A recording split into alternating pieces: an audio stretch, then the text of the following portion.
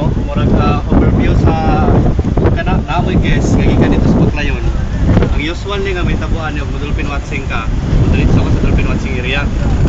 So niya, pagka man dolphin watching area, nara sa guest gusto siya tungkol sa island. Ay na may transfer nga tag 10 pesos. Muda ka sa island. Or muadto ka sa snorkeling area diretso, nya snorkeling ka pagkahuman, mabalik na ka dito sa Baluarte.